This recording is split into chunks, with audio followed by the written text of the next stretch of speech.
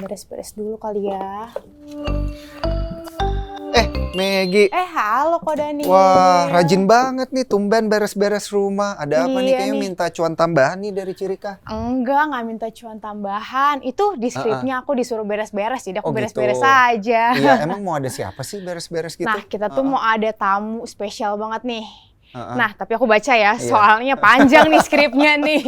Oke. Nah, jadi kali ini tuh kita kedatangan sosok di balik Instagram saham_cuanmologi. Nah, ini tuh dia pertama kali tampil di Instagram dan YouTube Sukor-Sukoritas loh. Dan dia tuh suka banget nih buat kontroversi di Instagramnya. Suka bagi-bagi ilmu trading. Dan dia juga juara Stock Wars Trading Competition Sukor-Sukoritas 2023. Oh gitu. Nah, bahkan dia menang 2 kategori. Nih ada pialanya nih, ada 2. Makanya ini yang dirapiin sama Megi tadi gitu ya. Betul, karena dia mau dateng. Jadi dia tuh ada juara pertama Luck Skywalker dan juara kedua untuk kategori Darth Bagger. Kalau Daniel sibuk nggak? Kalau nggak sibuk, temenin aku ngerumpi-ngerumpi yuk. Boleh dong. Sekalian kita curi-curi ilmu cuannya kayak apa Boleh nanti banget kan. Kak, soalnya dia udah dapat 2 piala Ini nih. boleh sambil pegang nggak sih supaya hati-hati pecah loh. Jangan ya. Hati-hati pecah ini. Nah, tuh ini kan. dia nih. Dia Ini dia nih. tuh. Halo. Langsung aja nih ya kita undang. Yes, Halo. Ini dia ya. Halo. Bukan aku juaranya. Oh iya. Dia juaranya. Halo, apa kabar? Halo Bro Dani. Waduh, moga-moga bisa Mas cuan Bernard. juga. Halo, Maggie. Ko Andri, welcome. Siap. Langsung duduk aja Boleh, nih, kita langsung silakan ngobrol. duduk Thank you, aja. Bang. Anggap Thank aja you. rumah sendiri. Thank you nih, udah ngundang nih, thank you nih. Siap. Gara-gara ada juaranya ya. Gak ada juaranya. Ini 2 piala yang menang 1 orang. Kirain punyanya Bro Bernard 1, punyanya Bro Andri 1. Ternyata dua-duanya yang Punyanya Ko Andri nih, dua-duanya nih pialanya harus dilap-lap. Nah Megi, seneng banget nih ya hari ini kita ada Bro Bernard dan juga ada Bro Andri di sini buat ngobrol-ngobrol tentang trading yang bener gimana Betul. supaya kita bisa cuan terus nih. Kalau Betul. dari Bro Bernard kan kita semua udah kenal ya. Bro Bernard ini adalah sosok yang menginspirasi. Tapi yang kita pengen tahu juga lebih dalam adalah Bro Andri nih ya. Karena kan tadi seperti yang udah dikenalin nih sama Memenangkan 2 piala. Iya sama Megi ya. Ada 2 piala yang dimenangkan dari Stock Wars itu. Betul. Nah, Aku juga penasaran loh Bro. itu Jadi harus dia. sharing di sini. Iya, Cuan juga siap. penasaran. Nah, yang pertama-tama yang pengen gue tanyain nih Megi adalah gimana sih sebenarnya Bro Andri ini memulai tradingnya gitu di awal ya? Apakah untung atau buntung, cuan apa boncos? Soalnya saya secara pribadi ini mulainya dari boncos dulu nih, baru belajar gitu. Nah kalau dari Bro Andri gimana? Berarti kalau gitu kita tos dulu. Tos dulu. Yes. Salam boncos. Dari tim boncos dulu. Boncos tepuk tangan. Jadi aku mulainya itu di 2009 pas lagi kuliah. Pas marketnya lagi bullish setelah krisis 2008, krisis subprime mortgage 2008, marketnya bullish di 2009, aku mulai tuh, mulai trading, mulai dari nol, ternyata modal 22 juta, ruginya 84% dulu dalam waktu 8 bulan. Jadi 22 juta modal awal, trading, beli jual, 8 bulan, sisa 3,5 juta. Jadi 3,5 juta. nggak seperti teman-teman yang pas trading mulainya pas zaman COVID, beli apa untung. Kalau aku beli apa rugi, jadi kayak 84% dulu. Itu sekali transaksi apa berkali-kali tuh? Berkali-kali. Oh, Jadi beli kirain. jual, dengar kiri kanan beli apa, saya ikutan beli, kok rugi semua gitu kan. Kalau saya sekali beli langsung segitu dia. Berkali-kali.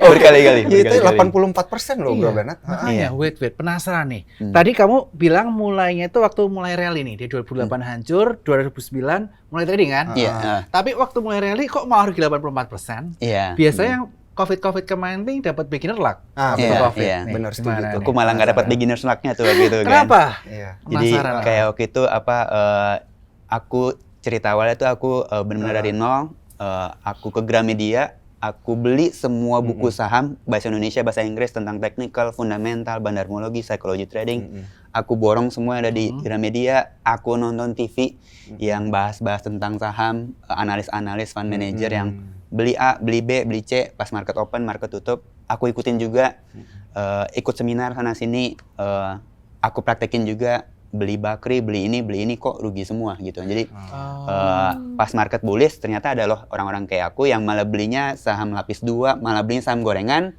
marketnya bullish, akunya buntung gitu.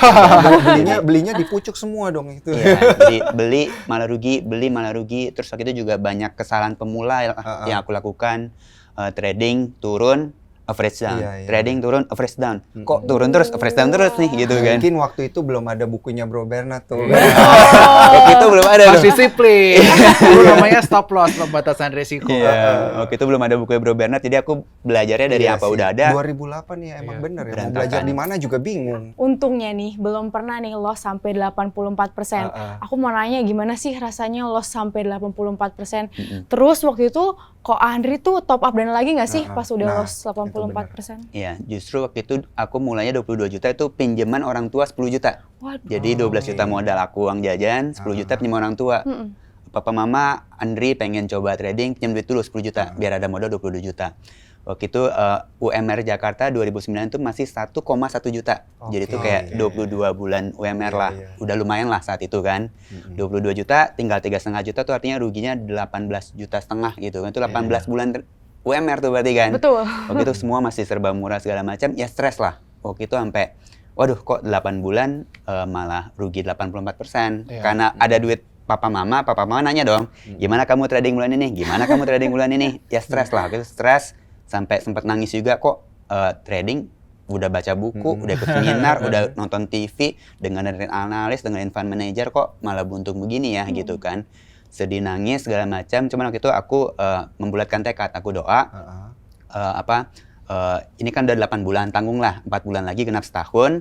Aku minta izin juga ke papa mama kalau ini dalam waktu 4 bulan gak balik modal ke 22 juta, udah aku stop. Aku balik ke bisnis atau bantu orang tua segala macam karena buat papa mama aku saham itu kan judi. Udah kamu nggak usah judi-judian beginiin lagi. Ini saham judi, nggak usah judi-judian lagi. Udah bantu bisnis saja atau gimana gitu. Karena itu yang stres. Tapi untungnya puji Tuhan waktu itu 4 bulan modal 3,5 juta tanpa top up bisa loh di saham bisa cuan 600%. Dalam waktu 4 bulan balik ke 22 juta. Jadi dari 3 juta balik ke 22 juta? Iya. Wow. Jadi karena marketnya bullish, 4 bulan lanjut bullish, aku beli lagi segala macam. Waktu itu pakai margin juga sih actually. Bukan buat ditiru oleh teman-teman juga. Pakai margin bisa balik loh ke 22 juta. Gila. Tapi dalam waktu 4 bulan doang ya? Iya, dalam waktu 4 bulan untuk balikin dan dapat 600%.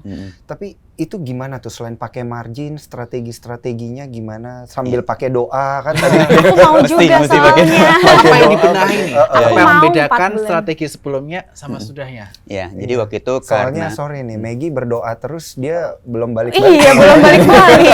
Cuannya cuma 2% dari kemarin. Gimana nih? jadi benar-benar waktu itu karena aku juga waktu itu kan kebetulan dapat komunitas yang bagus juga di kampus, kuliahnya manajemen keuangan, jadi ketemu dosen yang trading saham juga, konsultasi segala macam. Dari yang tadinya nyangkut puluhan saham di portofolio, nggak rela cut loss dulu semua, biar pikiran bersih. Terus abis itu review, oke itu beli saham ini kenapa? Oh karena dengerin kata analis A. Beli saham ini kenapa? Karena ini begini, karena begitu. Ternyata setelah aku review semuanya salah tuh. Jadi belajar dari jurnal yang udah aku bikin, alasannya kenapa salah belinya itu ya diperbaiki. Oh ternyata harus bikin trading plan. Itu kan juga ada di buku. Aku mulai terapin tuh trading plan. Kalau beli di harga X, berarti kalau turun sekian 2-3% mesti cut loss. Jangan di average down. Turun lagi, beli lagi, tapi kalau turun lagi mesti cut loss. Jadi lebih disiplin, lebih bikin trading plan. Benar-benar kesalahan pemula jangan dilakukan lagi. Itu yang aku lakukan. Terus lebih agresif juga sama doa. Ya puji Tuhan waktu itu 4 bulan ternyata balik modal. Makanya aku bilang ke papa mama, 4 bulan balik modal ya 20 juta. Aku lanjut dulu ya tradingnya. Ini bukan gambling. Ternyata bisa loh dianalisa. Ini bukan judi, seperti itu. Wah, kita tepuk tangan dulu nih buat kesuksesan Bro Andri ya, 600%. Tapi itu modal kecil ya dulu ya. Oh, kalau sekarang $3,5 juta. Bedanya sama aku, kalau aku doa doang tapi nggak analisa, makanya nggak cuan-cuan.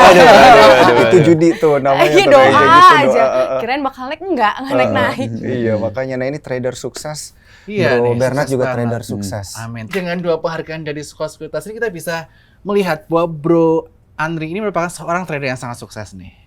Thank you. Dari perjalanan yang rugi 84% sampai Bro menganggap Bro ini menjadi trader yang sukses, itu berapa lama? Dan proses apa yang Bro tempuh selama itu? Iya, jadi itu 2009, sekarang udah 2024 awal, berarti udah 14 tahun, jalan ke 15 tahun nih. Itu butuh waktu yang panjang sih, seperti itu. Jadi dalam artian waktu yang diperlukan buat setiap orang itu berbeda-beda. Jadi ada dua prinsip itu tuh, ada prinsip 100, 20, dan 2. Lalu ada prinsip namanya 10.000 jam buat mastering satu bidang. Yes. Oke. Jadi kalau Itu aku benar. boleh jelaskan dulu tentang prinsip 122 itu adalah, jadi dari data statistik dari zaman dulu kala, semua yang trading saham, bukan yang invest ya, yang trading saham, ketika 100 orang mau coba trading saham, mereka belajar kayak aku, baca buku segala macam. Setelah 2 tahun, di bulan ke-25 itu sisa 20 orang doang yang tetap lanjut trading saham. 80 orang, ini saham judi, ini nggak bener nih, duit gue rugi, duit gue nyangkut di Bakri, gue nyangkut di apa segala macam. 80 orang nganggep itu judi, udah nggak usah lagi trading gitu kan. Tereliminasi lah ya. Tereliminasi Kapok setelah ya. 2 tahun. Sisa 20 orang gitu kan. Dari 20 orang ini setelah 5 tahun, 3 tahun kemudian di bulan ke-61 akan sisa tinggal 2 orang doang. Gila. Sisa 2 orang saja dari 6 20 bulan, orang itu setelah 6 bulan. setelah 3 tahun. 3 tahun. Jadi di bulan ke-61 akan sisa 2 orang yang ketemu cara konsisten trading saham. Oke. Jadi can you imagine 2 dari 100 orang itu artinya 2%. Jadi hanya 2% orang yang trading saham, akhirnya mereka ketemu cara konsisten cuannya. Mereka diem-diem aja di rumah, nggak perlu flexing di sosial media mereka cuan. Mereka nggak bikin grup berbayar, nggak bikin seminar-seminar segala macam. Yang bikin seminar itu adalah 18 orang itu. Karena mereka udah 5 tahun trading di saham, ternyata cuannya on off juga. Jadinya mereka bikin grup VVIP, bikin kelas seminar. Karena saya sudah 5 tahun di bursa, saya sudah 4 tahun di bursa, saya sharing pengalaman saya. Itu adalah 18 orang gitu kan. Tapi 2 orang ngapain bikin grup VVIP, ngapain bikin grup seminar segala macam, mendingan gua trading aja fokus gitu. Jadi memang ada prinsip seperti itu yang kalau kita sangkut pautkan tadi 5 tahun, kita kaitkan dengan 10.000 jam yang dibutuhkan buat mastering satu bidang. Itu kalau kita hitungkan berarti 10.000 jam. Kalau kita hitung-hitungan nih, satu hari kita spend 8 jam deh. Jam kerja gitu kan, 8 jam kita belajar trading, baca buku, meeting segala macam, belajar yang emiten, 8 jam sehari. Berarti seminggu, let's say cuman Senin sampai Jumat deh, berarti 5 hari, 40 jam. berarti seminggu 40 jam. Oke. Setahun ada 52 minggu. Ya. Berarti kurang lebih ada 2.000 jam setahun yang kita spend buat belajar saham. Oke. 5 tahun kali 2 kali 2.000 berarti 10.000. Yes. Berarti dalam waktu 5 tahun, kalau kamu bisa spend 8 jam setiap Senin sampai Jumat, kamu bisa achieve tuh 10.000 jam. Jadi dalam 5 tahun, kamu mungkin 2 orang itu gitu kan. Tapi kalau kamu sehari nggak 8 jam, mungkin cuma 4 jam, ya berarti kamu butuh 10 tahun buat lihat kamu bener nggak sih cocok di saham. Mantap. Seperti itu. Ini berarti jadi beda-beda. ya, luar biasa. Ini berarti Bro Andri yang 2% itu ya. Yes. Puji Tuhan. Ya, salah satu dari Puji 2%. Tuhan. Tapi ngomong-ngomong 2%, ini inget Maggie, ini mirip sama portonya. Aduh, apa yang penting cuan kan? Yang Berarti penting harus cuan. analisa lagi biar Kalau jadi Maggie nanti 200%. bener, portonya dibalik dari 2%, 20%, 100% gitu kan, Amin. kembalinya. Amin. Moga-moga bisa kayak gitu dengan metode 5 tahunnya Bro Andri ini. Oh ya kok, aku tuh waktu buka-buka Instagram nih, aku pernah dengar namanya penjual ludah. Itu apa ya Nah, kok? itu Itu apa ludahnya dijual apa gimana? Kalau bisa aku pengen jual ludah aku. Karena setiap hari kalau Bisa tidur dijual ngiler. laku ya, Iya. Kalau ludahnya. tidur ngiler banyak. Gimana tuh? Iya. Gimana tuh? kok? Jadi mungkin kita harus samakan dulu nih definisi dari penjual ludah. Jadi menurut aku itu adalah orang-orang yang cuan utamanya dari bikin seminar, dari bikin grup VVIP lebih banyak jauh daripada hasil dia cuan sendiri. Cuan tradingnya sendiri itu nggak seberapa sebetulnya. Jadi contohnya misalnya ada banyak kan yang bikin Instagram sekarang sharing cuan. Lotnya ditutupin, rupiahnya ditutupin, persentasenya 50%, 20%. Ternyata satu Ada lot saham gitu. yang naik, dia pasti bisa post dia cuan setiap hari gitu kan. Ada nggak pernah ruginya gitu kan. Ataupun mungkin rugi di share-share sedikit, tapi dari 10 cuannya 8 kali gitu kan. Pasti ada yang tutupin gitu kan. Atau mungkin rupiahnya digedein, nggak diblok, tapi persentasenya yang ditutupin gitu kan. Jadi mungkin bukan belinya 1 lot lagi sekarang, mungkin belinya 100 lot. Kalau kayak Goto kan 100 perak, 100 lot cuma 1 juta gitu kan. Betul. Jadi beli 1 juta, cuan di post. Nanti orang yang pemula ngeliat Instagramnya, pengen belajar dong, ikutlah grup VVIP-nya, ikutlah seminarnya yang 1 juta, 2 juta, 5 juta. Wah, ternyata cuannya cuma berapa ratus ribu, berapa juta. cuan dari grup VIP-nya atau dari seminarnya itu bisa puluhan juta, ratusan juta. Nah itu yang menurut aku nggak bener tuh. Kalau ternyata dia cuan di sahamnya sudah ratusan juta atau miliaran, dia ngajarin orang, itu buat aku bukan penjual ludah. Itu bagi ilmu namanya. Aku pun juga pengen ikut. Kalau ada yang senior-senior aku yang bisa konsisten cuan, dia bikin kelas, aku pasti ikut gitu kan. Karena aku pun sampai sekarang masih ikut seminar saham. Seperti itu. Jadi seperti itu. Aku penasaran nih bro. Kadang-kadang gini, tahu Liu Draginting dong? Dia Indonesian Idol. Dia juara Indonesian Idol, tapi guru nyanyinya nggak juara Idol. Terus Cristiano Ronaldo, dia bisa menjadi pemain sepak bola terhebat di dunia. Tapi pelatihnya nggak sejago dia bolanya. Nah, gimana tanggapan Bro Andri mengenai fenomena seperti ini? Jadi orang yang nggak terlalu jago pun sebenarnya bisa ngajar juga. Iya. Jadi buat aku harus dibedakan nih antara misalnya yang tadi olahraga, yang coach sepak bola bukan berarti harus Ballon d'Or gitu, bukan harus juara sepak bola gitu, bukan berarti harus jago Cristiano Ronaldo baru jadi coach gitu kan. Ataupun mungkin yang tadinya guru bahasa ataupun yang bisa nyanyi nggak harus juara dulu bisa ngajarin orang dong gitu kan. Itu nggak salah karena itu adalah menurut aku skill. Jadi kalau kayak di saham kan kita harus mengerti namanya mungkin baca laporan keuangan, mungkin baca prinsip tentang ekonomi. Itu kita belajar dari guru SD, SMP, SMA, dosen, semua punya pengetahuan yang berbeda-beda. Kita bisa belajar dari mereka juga gitu kan. Ataupun mungkin dari orang tua kita bisa belajar juga tentang laporan keuangan gitu kan. Tapi ketika kita bicara tentang trading saham, ini kan menurut aku kita keluarin modal kita, uang kita buat multiplikasi, buat cari cuan. Ini kalau aku bilang ibaratnya bukan lagi tentang sepak bola, basket, ataupun belajar bahasa atau belajar nyanyi, tapi ini adalah tentang bisnis. Gitu kan, kita harus perlakukan trading saham ini seperti bisnis. Jadi kalau kita bisnis, apakah kita mau belajar dari, sorry to say, yang bukan pebisnis? Apakah kita belajar bisnis dari dosen? Apakah kita belajar bisnis dari yang gagal bisnis sehingga mereka jadi bukan pebisnis? Bukankah kita kalau mau bisnis harusnya belajar dari pebisnis yang sukses gitu kan? Karena itu dua hal yang berbeda. Ini adalah skill yang mungkin kamu butuh laporan keuangan, baca ekonomi, baca aja, belajar dari YouTube manapun, itu sama aja. Tapi ketika kamu pengen jadi trader yang sukses, saya rasa kamu harus belajarnya dari yang trader sukses juga. Bukan belajar dari yang dia cuan aja di saham belum tentu. Makanya dia bikin kelas, makanya dia cari cuan dari bikin grup VIP. Menurut aku ini dua hal yang berbeda gitu kan. Dan aku suka banget tadi katanya Bro Andri, kalau trading saham tuh kayak bisnis. Iya, betul. Jadi ini merupakan sesuatu yang perlu dihari buat cuan troopers, bahwa kita harus menganggap saham itu bukan kayak mainan, ini biasa nih, atau judi. Tapi itu merupakan suatu instrumen untuk kita jadikan bisnis, sehingga bisa bermultiplikasi dan ada return tiap tahunnya untuk hidup kita. Aku pengen tahu nih kok, apa sih sebenarnya yang dibutuhin buat sukses trading? Apakah harus IQ-nya tinggi atau harus sekolah S2 dulu baru bisa jago trading? Gimana sih kok biar sukses? Nah, aku sendiri IQ-nya biasa aja, standar aja. Aku bukan orang yang pinter, jenius, dan aku rasa juga nggak perlu butuh IQ tinggi buat sukses trading saham. Jadi IQ yang penting standar-standar aja, dilarang yang penting gitu kan. Jadi dalam artian kalau teman-teman juga cek di Google, Albert Einstein lost in stock market. Itu ada tuh ceritanya dia menang prize Nobel dulu sebelum ada zaman Warren Buffett segala macam. Albert Einstein yang jenius penemu segala macamnya itu coba di capital market, ternyata dia pun rugi sampai hampir kehilangan semua hadiah prize Nobel dia di capital market. Jadi yang jenius kayak Albert Einstein aja ketika dia trading saham belum tentu cuan. Jadi bukan berarti kamu IQ tinggi bisa cuan di saham, belum tentu gitu kan. Karena mungkin kalau teman-teman pelajari kenapa tuh Albert Einstein rugi. Kalau menurut aku, analisa sederhananya mungkin karena dia pinter banget, dia nggak bisa mengakui ketika dia analisa, oh ini company A harusnya naik. Ternyata market nggak setuju, marketnya malah turun, saham A-nya malah turun.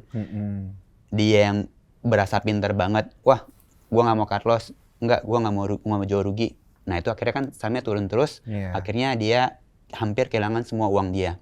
Beda dengan Warren Buffett. Kalau teman-teman lihat tuh, Warren Buffett meskipun investor juga jangka panjang, Warren Buffett pernah cut loss juga loh, gitu kan. Pernah jual juga sahamnya rugi gitu kan. Kalau teman-teman lihat saham airplane, waktu itu dia beli, dia jual.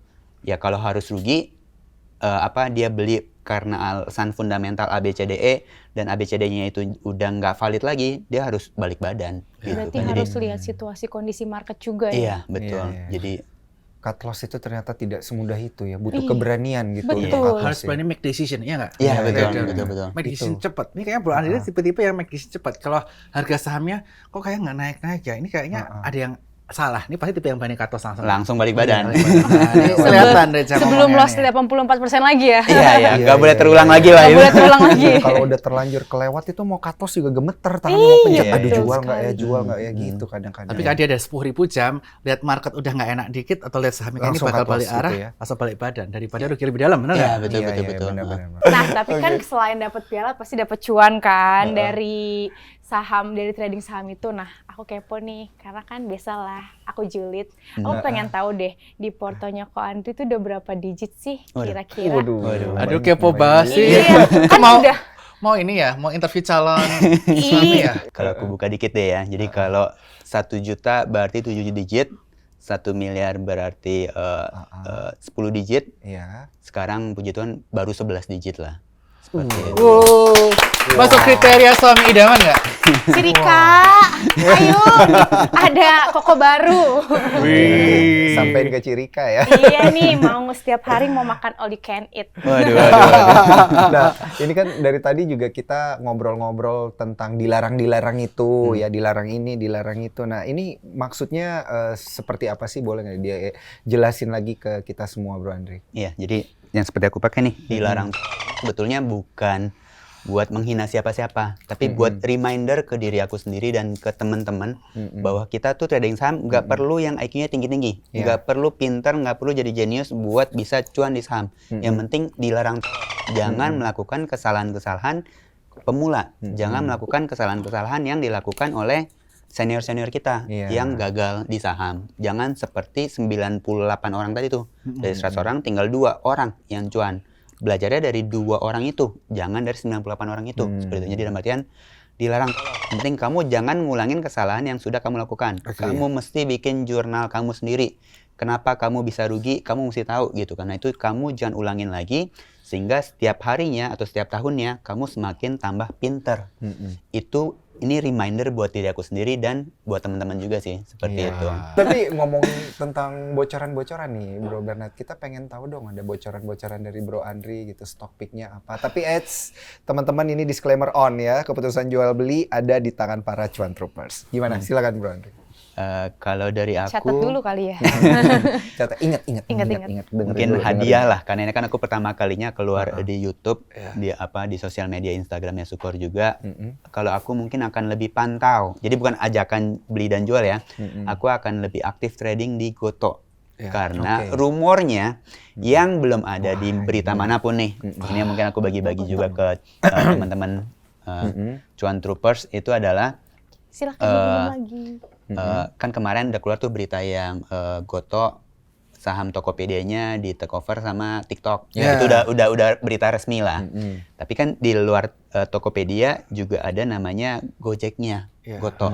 Yang aplikasi Gojek-nya ini ada kemungkinan lagi di approach sama Grab. Ini belum ada di media.